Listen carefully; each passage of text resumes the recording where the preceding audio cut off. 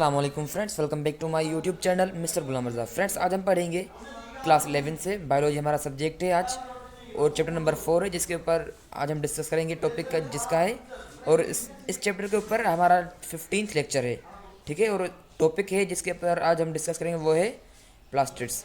Friends, video start करने से पहले मैं आपसे एक रिक्वेस्ट करूँगा कि अगर आप हमारे चैनल पर न्यू हैं तो जल्दी से सब्सक्राइब कर दें हमारे चैनल को और बेल आइकन का बटन प्रेस करें ताकि जो भी हमारा लेटेस्ट अपडेट हो आप तक जल्द से जल्द पहुंच सके। Thank you so much. अपनी वीडियो पे चलते हैं हम।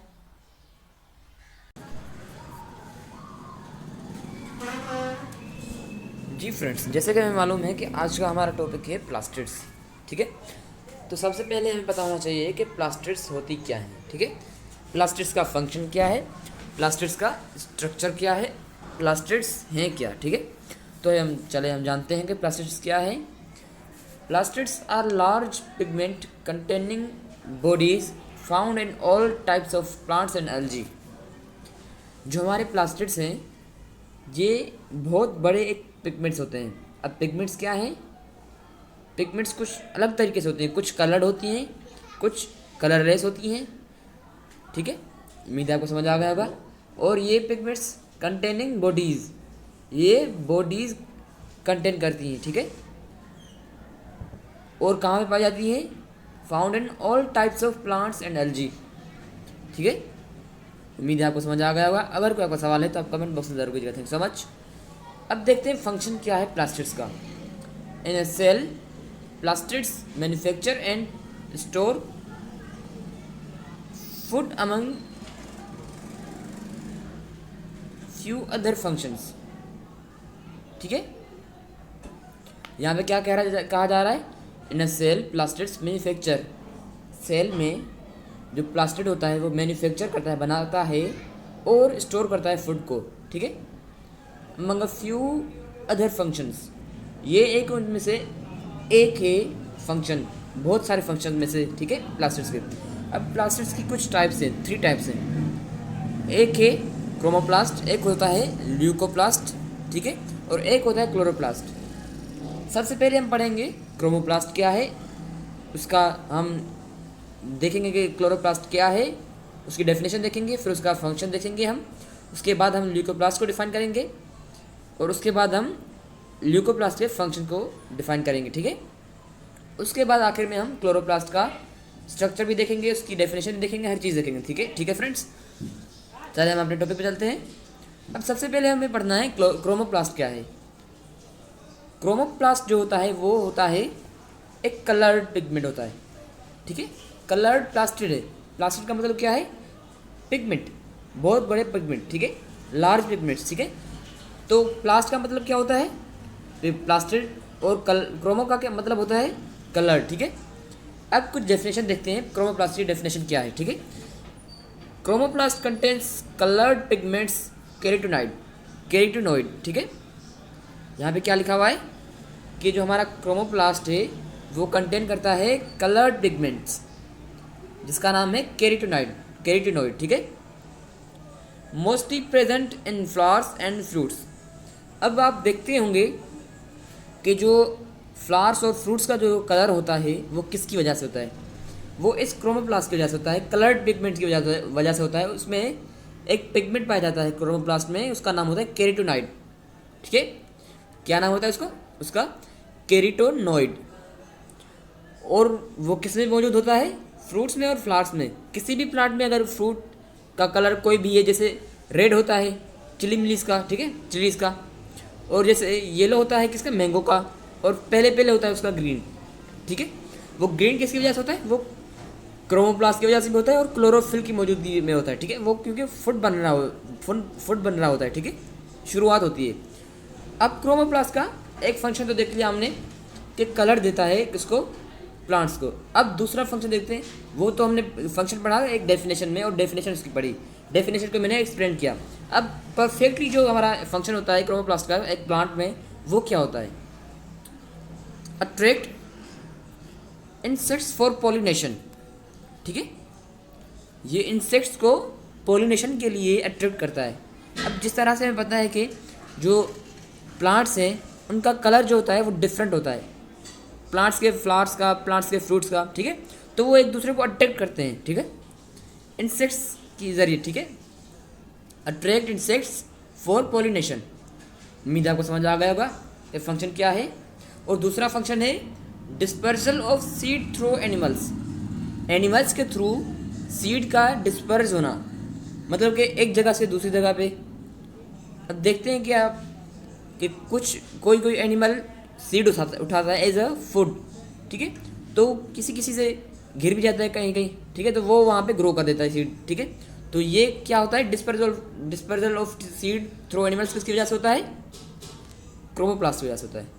उम्मीद है आपको समझ आ गया होगा। अगर कोई आपका सवाल है तो आप कमेंट बॉक्स में जरूर कीजिएगा। Thank so much.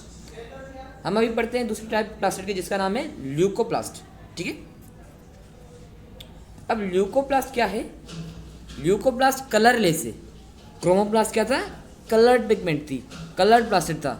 अब ल्यूकोप्लास्ट जो होता है वो होता है कलरलेस पिगमेंट, ठीक है। अब इसकी डेफिनेशन क्या है,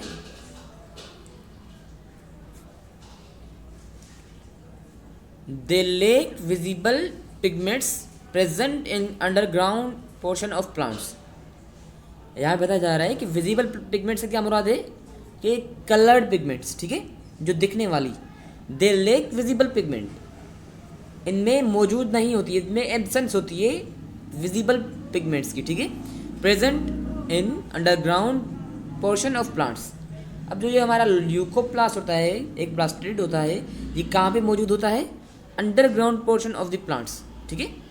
underground portion of the plants कौन सा होता है, जो कि वाटर की तरफ होता है, जो कि सोइल की तरफ होता है। वो कौन कौन से होते हैं, रूट होता है, स्टेम्स होता है, ठीक है। तो ये रूट्स और स्टेम्स में पाया जाता है कौन, ल्यूकोप्लास्ट। अब इसका फंक्शन क्या है, the main function is storage of food, ठीक है। इसका मेन फंक्शन क्या है, storage of food.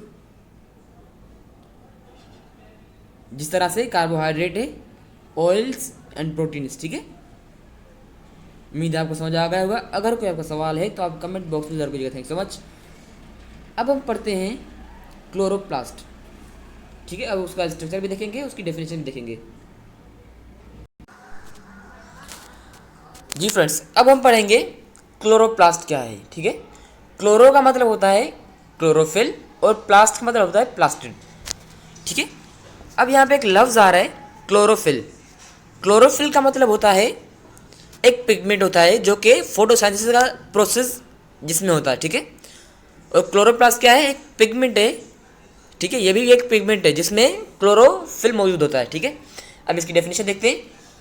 It is a type of plastid having green pigment chlorophyll, ठीक है। मैंने जो आपको अभी बात समझाई कि it is a type of plastid, ये टाइप है प्लास्टिड की, ठीक है। हैविंग ग्रीन पिगमेंट्स, क्लोरोफिल जो होते हैं वो ग्रीन कलर के होते हैं, ठीक है।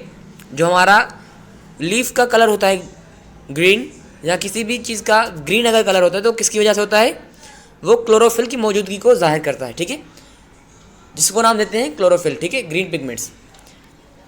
उम्मीद है आपको समझ आ गया होगा कि मैंने आपको क्या समझाया है। होपफुली कि आपको अंडरस्टैंड हो गया होगा। अब देखते हैं स्ट्रक्चर किस चीज़ का, प्लास्टिड का। ओ प्लास्टिड, ये जाहिर बात है क्लोरोप्लास्ट, ठीक है। क्लोरोप्लास्ट का हम स्ट्रक्चर देखते हैं।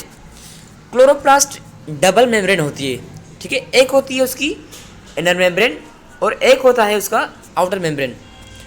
उसके बाद कुछ हमारे पास खाली पोर्शन होता है, ठीक है।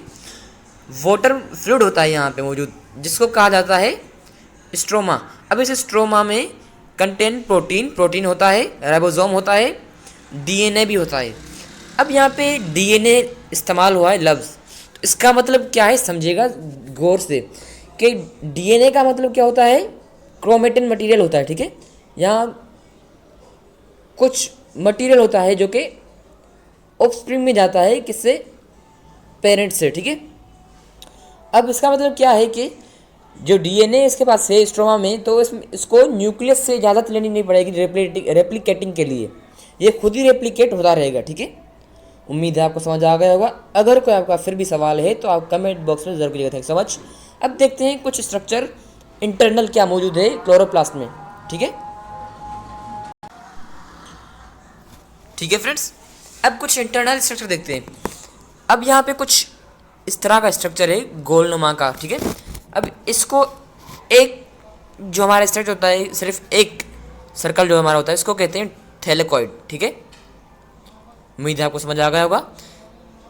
और जो हमारे इस तरह के थैलेकॉइड्स ज़्यादा होते हैं एक पेयर्स में, एक बहुत बड़ी लाइन में, चेन में, तो उसको कहते हैं हम ग्रेना, ठीक है, ग्रेना कहते हैं उसको।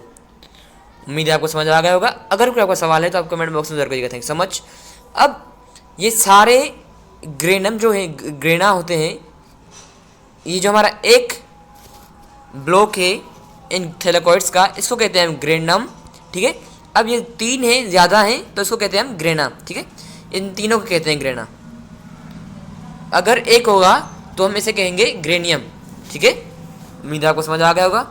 अब इन ग्रेनियम को, ठीक है, अब इन ग्रेनियम को एक ग्रेनियम को दूसरे ग्रेनियम को तीसरे ग्रेनियम को, मतलब ग्रेना को, ठीक है, ये कुछ आपस में जोड़ रहा है, एक ब्रिज है, उसको कहते हैं हम इंटरग्रेना। उम्मीद है आपको समझ आ गया होगा। अगर कोई आपका सवाल है तो आप कमेंट बॉक्स में जरूर करिएगा। Thank so much. अब इन दोनों लेयर के बीच में एक लेयर, एक स्पेस होती है, जिसे कहते हैं हम इंटर मेम्ब्रेन स्पेस। कौन सी लेयर के बीच में? आउटर और इनर मेम्ब्रेन के बीच में होती है एक स्पेस होती है, जिसे कहते हैं हम इंटर मेम्ब्रेन स्पेस। अब यहाँ पे जो बात समझनी है हमें वो क्या है कि हमारा क्लोरोफिल कहाँ पे होता है, जो हमारा फोटोसिंथेसिस का प्रोसेस होता है वो कहाँ पे होता है। अब जो हमारा थैलेकॉइड है, इनके अंदर हमारा पिगमेंट होता है, ग्रीन पिगमेंट, जिसे कहते हैं हम क्लोरोफिल, ठीक है फ्रेंड्स। उम्मीद है कि आपको समझ आ गया होगा। अगर कोई आपका सवाल है तो आप कमेंट बॉक्स में ज़रूर कीजिएगा। Thank so much. अगर आपने अभी तक हमारे चैनल को सब्सक्राइब नहीं किया तो आप प्लीज़ सब्सक्राइब कर दें हमारे चैनल को और बेल आइकन का बटन प्रेस करें, ताकि जो भी हमारे लेटेस्ट अपडेट हो आप तक जल्द से जल्द पहुंच सके। Thank you so much. अगर किसी दोस्त को ये टॉपिक चाहिए समझने के लिए तो आप उसे शेयर भी कर सकते हैं। खुदा हाफिज़। जी फ्रेंड्स, अब देखते हैं कुछ फंक्शन क्या है किसका, क्लोरोप्लास्ट का। आइए देखते हैं। क्लोरोप्लास्ट जो होता है वो हेल्प करता है सिंथेसिस ऑफ फूड में, ठीक है।